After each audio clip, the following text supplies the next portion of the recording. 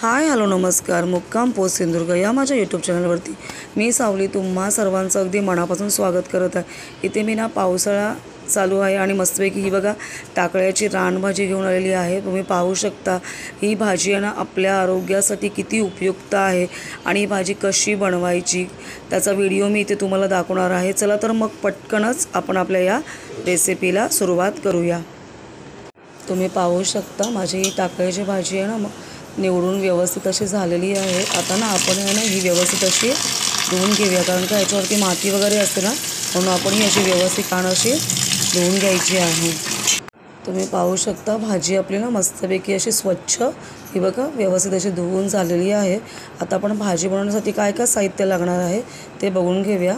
इथे ना मी कांदे घेतले 2 मोठे बारीक कापून, एक 3-4 मिरच्या घेतलेल्या आहेत, लसूण पाकळ्या घेतलेल्या आहेत आणि थोडंसं ओलं खोबरं घेतलेलं आहे. इथे ना मी लोखंडी तवा घेतला आणि 2 चमचे ना मी तेल घालून घेतले.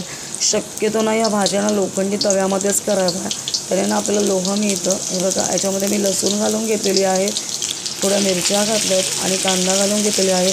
अतिशय औषधी अशी उपयुक्त अशी भाजी आहे. आपल्याला जर वाताचा त्रास असेल किंवा त्वचेचा कोणताही आजार असेल त्यासाठी ही उपयुक्त अशी औषधी भाजी आहे टाकळ्याची.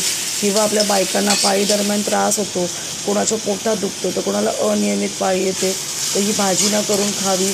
आणि या पावसाळ्यातल्या रानभाज्या आहेत ना त्या शक्यतो आपल्याला ना अशा खायला मिळत नाही हेल्दी, पण या पावसाळ्यामध्ये येतात ना त्या करून खाव्या, अगदी मस्त लागतात.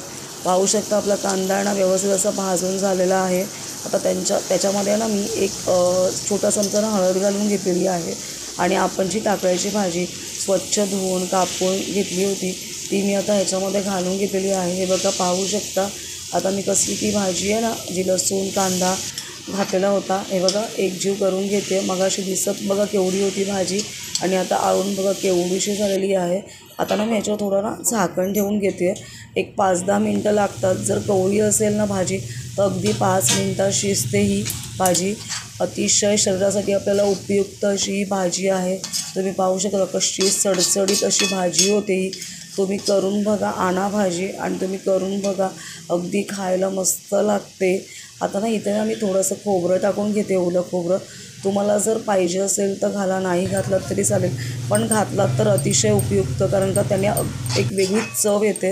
हे बघा पाहू शकता अगदी सडसडीत अशी भाजी झालेली आहे आणि चपाती भाकरीसोबत आणि चपातीसोबत अगदी छान लागते. तुम्ही पाहू शकता आपली भाजी आहे ना बनवून बघा मस्तपैकी अशी रेडी झालेली आहे. तुम्ही पाहू शकता अगदी सडसडीत अशी भाजी बनवून होते आणि अगदी घरातल्या साहित्यात पटकन होते. तुम्हीसुद्धा ही टाकळ्याची भाजी बनवा आणि कशी लागते ती मला कमेंट करून सांगा. अगदी उपयुक्त, शरीराला उपयुक्त अशी ही भाजी आहे.